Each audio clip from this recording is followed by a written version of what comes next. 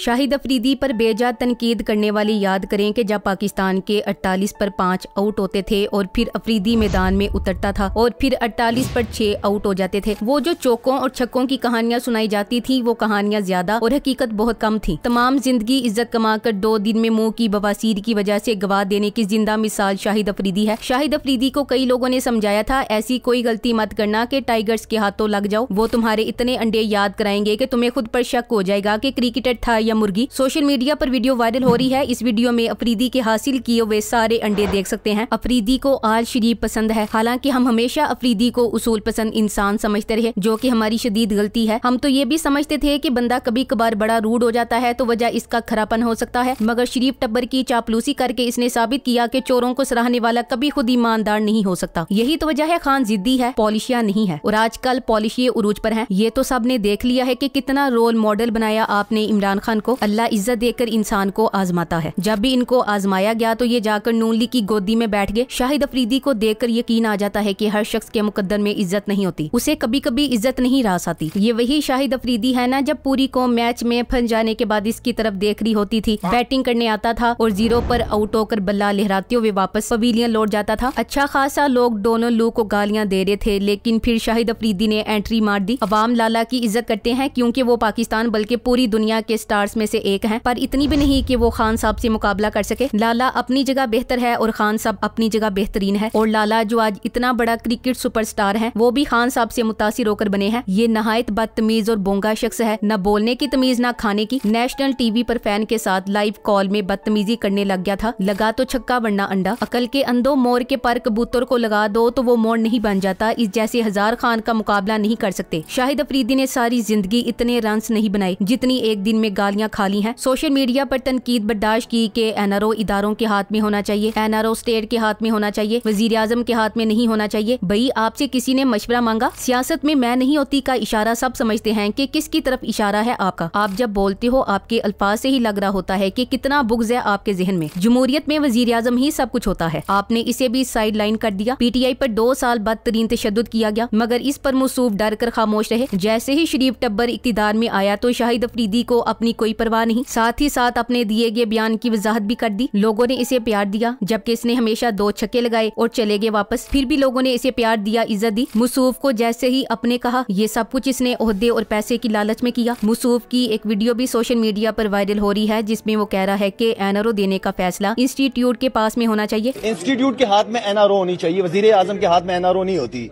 यानी अफरीदी साहब का कहना है कि अवाम का पैसा लूट लो, अगर बोर्ड चार्ट अच्छा हो तो बाद में उसको एनआरओ दो। अवामी मैंडेट को बिल्कुल साइड पर कर दिया। मुल्क के अवाम वोट इसलिए करते हैं कि अवाम की बेहतरी के लिए फैसले हुआ करें। करप्शन फ्री मुल्क को इदारे आइनों कानून के मुताबिक फैसले करें। एनआरओ इस मुल्क के मालिक यानी अवाम देंगे। इदारे रियासत का एक सुतून है, मालिक नहीं। 8 फरवरी को अवाम ने एनआरओ खान के हक में दे दिया अपनी वोट की ताकत से। शाहिद अफरीदी ने पाकिस्तान का नाम मिट्टी में मिला दिया था जब इसने सारी दुनिया के सामने बेशर्मों की तरह बाल को दांत से खराब किया ताकि रिवर्स स्विंग हो सके। बाद में अंपायर्स ने बाल इसको दिखाई तो फौरी मुकर गया। इसको 5 मैचेस से सस्पेंड कर दिया गया था। पहले जाहिलों की तरह अहमकाना बयान दो और फिर सोशल मीडिया पर आकर वजाहतें दो और माफी मांगो। अवाम 24 घंटों के अंदर अंदर इस शख्स को घुटनों पर ले आई हैं। सब जानते हैं कि ये गैर संजीदा बंदा है और इसीलिए अवाम ने इसके बयानात को कभी संजीदगी से नहीं लिया। इस बार इसने इमरान खान और इनकी कौम के साथ पंगा लिया है। इसका अब हर जगह से बाइकआउट होगा। इमरान रियाज ने अपनी पोस्ट में लिखा कि शाहिद अफरीदी को कौम ने सर आंखों पर बिठाया, मगर इन्होंने मुल्क लूटने वालों से लेकर मैंडेट चोरी करने वालों तक को मुबारकबादें दी। लोगों ने बर्दाश्त किया, मगर जब अपनी मकबूलियत की धुन में मगन शाहिद खान अफरीदी ने पाकिस्तान के सबसे बड़े अवामी लीडर पर खुलकर तनकीद करना शुरू की तो लोगों के सब्र का पैमाना लबरेज हो गया। पाकिस्तान में शाहिद अफरीदी की तरह इनसे कमतर और इनसे बेहतर बहुत से स्टार्स मौजूद हैं जो आज भी मुख्तलिफ अंदाज में खुद को अवाम से जोड़े हुए हैं। इन सब की भी अपनी अपनी सियासी सोच है, मगर इनमें से किसी ने भी अवाम की दिल आजारी नहीं की। मगर शाहिद अफरीदी की नजरें शायद किसी और टारगेट पर मरकूज हैं। ओहदों के हुसूल के लिए इज्जत दाव पर लगाना एक हीरो को जेब नहीं देता। अगर बोलना ही था तो शाहिद अफरीदी को जुल्म और जबर के खिलाफ बोलना चाहिए था, ताकि जिन लोगों ने इसे प्यार दिया उनकी मोहब्बतों का हक अदा होता। मगर लाला ने हमेशा गलत शॉट खेलकर खुद को आउट करवाने की रिवायत बरकरार रखी। Once again poor shot selection Afridi. इस पर शाहिद अफरीदी ने जवाब में लिखा कि लाइक, रीट्वीट, व्यूज वगैरह के चक्कर में सच और झूठ में फर्क करना बहुत मुश्किल हो गया है। एक सहाफी और ट्रोल में यही फर्क होता है कि सहाफी तहकीक करता है, बोहतान तराशी तो सबसे आसान काम है। मैं आज भी अपनी बात पर कायम हूँ कि इमरान भाई मेरे रोल मॉडल थे, जिन्हें देखकर मैंने क्रिकेट शुरू की, वरना मैं क्रिकेटर ना होता। झूठ और प्रोपेगेंडा की वजह से न मेरा मौकी बदलेगा और ना ही इससे तहरीक इंसाफ या इमरान खान की कोई खिदमत होगी। लाइक रीट्वीट की बात नहीं जनाब, आप अपने गिरेबान में झांके। हमेशा आपने बहुतान तराशी की। रजीम चेंज ऑपरेशन के बाद आपकी ट्वीट याद है आपको? इसके बाद 2 साल तक वाम का इस्तेहसाल, महंगाई, जुल्म, आइन की बेतुकीरी, चादर चार दीवारी का तकद्दुस पामाल हुआ। आपने कभी ट्वीट की, कभी सवाल पूछा? मगर चापलूसी की इंतहा में हमेशा उनके दिफा में आ जाते हैं जिन्होंने मुल्क की इज्जत लूटी। एक पख्तून होकर आपका ये तर्ज अमल इंतहाई बेवकूफाना और जालिमाना है, शर्म करें। शाहिद अफरीदी ने पहले भी इमरान खान के खिलाफ बहुत से बयानात दागे हैं, मगर आज तक इसने किसी बात पर माजरत नहीं की। आपको लगता होगा कि सोशल मीडिया की वजह से दबाव बढ़ा और ये माफी मांगने आ गया। नहीं, सोशल मीडिया पर इसके माशी कारोबार से लोगों ने बाइकआउट करना शुरू कर दिया था। ये मुहिम जोर पकड़ रही थी तो जनाब सीधे बराजमान हुए और माफी मांग ली। मसला ये है कि कौम जब तक खुद ना चाहे ये मुल्क कभी नहीं बदल सकता। आप बदलेंगे तो पाकिस्तान बदलेगा। ये तो सबने देख लिया है कि कितना रोल मॉडल बनाया आपने इमरान खान को।